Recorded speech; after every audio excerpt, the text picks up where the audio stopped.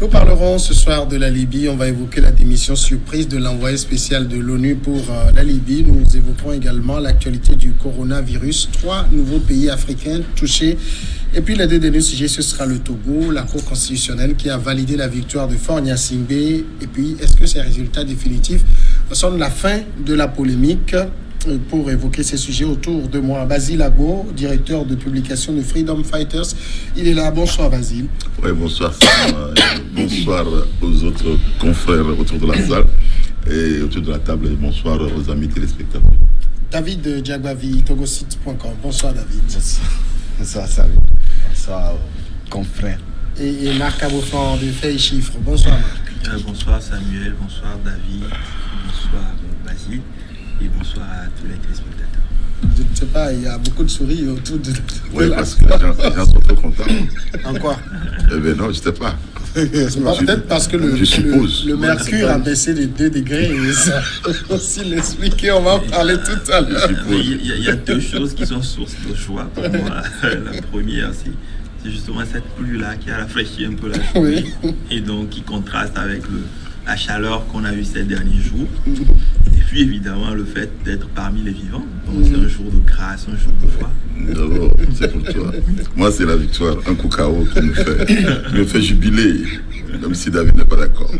Non, je n'ai pas encore dit que je ne suis pas d'accord. On va aborder le premier sujet, c'est la Libye. On va évoquer donc la démission surprise de l'envoyé de l'ONU. L'émissaire de l'ONU, Gassam Salamé, a annoncé lundi sur son compte personnel Twitter sa démission pour des raisons de santé après près de 3 ans à son poste. Je dois reconnaître que ma santé ne me permet plus de subir autant de stress. J'ai donc demandé au secrétaire général de l'ONU, bien sûr, de me libérer de mes fonctions. C'est ce qu'il a écrit. Une source proche de M. Salamé a confirmé donc l'authenticité de cette annonce. Sans donner plus de détails, j'ai essayé d'unir les Libyens et de restreindre l'ingérence étrangère dans ce pays, a ajouté le diplomate libanais qui a souhaité la paix et la stabilité en Libye. Basile Agbo, Gassam Salamé était en poste depuis 3 ans dans le conflit libyen. Rien n'a véritablement évolué. Les raisons de santé, c'est peut-être la Libye qu'il a trouvé pour se sortir de ce guépier.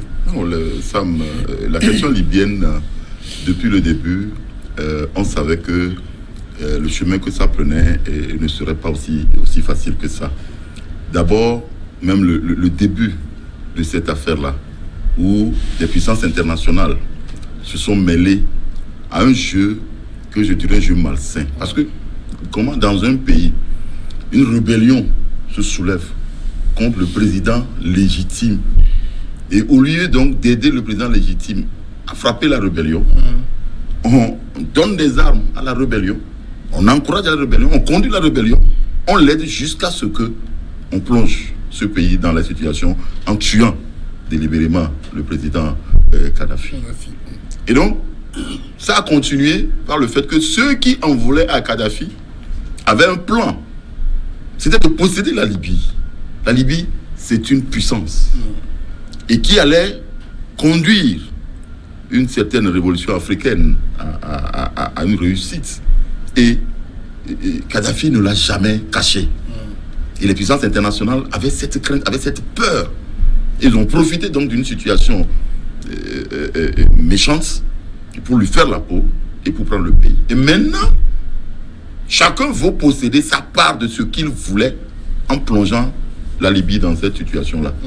Et tous les efforts qu'on déploie sont presque sans résultat.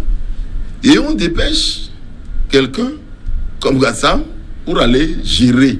Alors qu'on sait que les puissances qui sont autour de l'ONU n'allaient pas faciliter le travail que Gassam faisait là-bas. Combien de fois il n'a pas essayé de rapprocher les différentes positions et demander à ce que les puissances l'aident pour gérer, pour au moins rapprocher les belligérants, pour trouver une solution négociée au problème libyen. Mais il n'y est pas arrivé.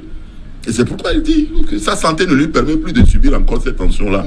Et donc, il faudrait que l'Organisation des Nations Unies comprenne qu'il faut gérer le problème libyen autrement, en cherchant d'autres moyens, en cherchant d'autres approches de solutions, parce que, tel que ça y est, et que les puissances se déchirent entre eux pour posséder la Libye, pour pouvoir extraire tout ce dont on a besoin pour déclencher ce combat-là, cette situation-là, ils puissent vraiment réfléchir à ça pour que vraiment on se mette ensemble pour gérer la question libyenne. Sinon, envoyer je ne sais pas, un représentant des Nations Unies là-bas et lui foutre du bordel tout le temps. Monsieur a raison de démissionner. David Djabavi, il dit très clairement, je dois reconnaître que ma santé ne me permet plus de subir autant de stress. C'est-à-dire pour lui, la Libye est devenue une source de stress permanente pour lui. Vous savez, la question de la Libye est très profonde. Depuis la mort de Kadhafi jusqu'au déclenchement des premières hostilités avec la rébellion qui s'est autoproclamée et qui a voulu renverser le pouvoir légitime en place. La Libye, ce n'est pas n'importe quel pays, c'est un pays immensément riche. Son sous-sol est... on parle de la réserve la plus importante en Afrique en termes de d'or noir. Voilà. Et donc c'est un pays qui a toujours suscité beaucoup de convoitises. Voilà, auprès des puissances occidentales. On a vu un peu le rôle que la France avait joué au temps de Sarkozy.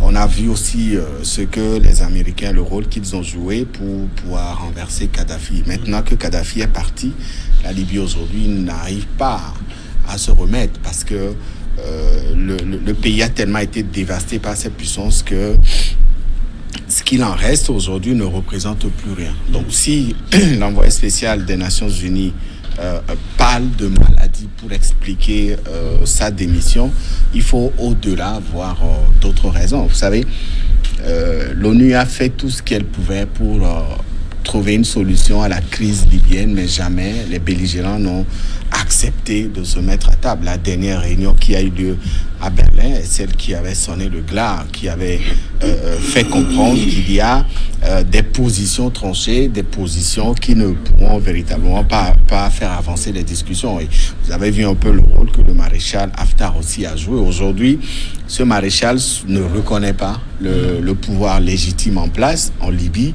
et c'est lui qui mène la rébellion, c'est lui qui continue de faire la guerre au pouvoir central aujourd'hui. Donc, le monsieur, l'envoyé spécial des Nations Unies, je pense qu'il a été assez responsable pour prendre cette décision en expliquant la raison par la santé qui ne lui permettrait plus aujourd'hui de faire face à ces tensions, à ce stress. Il a besoin de sauver sa vie, il en a fait.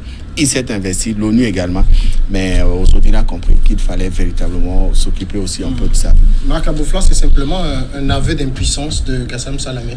Oui, un aveu d'impuissance de Gassam Salamé, surtout quand il s'est rendu compte que le problème en Libye, c'est l'ONU. L'ONU est une des parties intégrantes du problème de la Libye depuis un certain nombre d'années.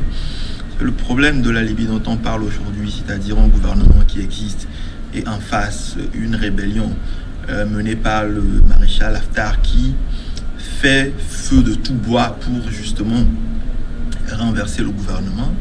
Le problème là est né de la volonté des puissances qui ont aujourd'hui le droit de veto au sein des Nations Unies. Ces mêmes puissances qui ont nommé un certain Gassam Salamé. C'est justement parce que la Libye est devenue un terrain de jeu de puissance de toutes les convoitises. On parlait tout à l'heure de l'or noir, mais d'un certain nombre de terres rares aussi dont regorge le sous-sol libyen, qui font que personne, peut-être à part les Libyens eux-mêmes, n'a véritablement intérêt à ce que le conflit libyen se tasse. Et la Libye faisait partie des pays les plus stables de tout le continent, voire de tout le monde. On pouvait reprocher au général Kadhafi quelques dérives autocratiques, mais en termes de niveau de vie, d'indice de bonheur des habitants, la Libye était à un niveau quand la France, aidée par les États-Unis, un certain nombre de puissances, et puis sous le silence de pays comme la Chine et la Russie, a décidé d'envahir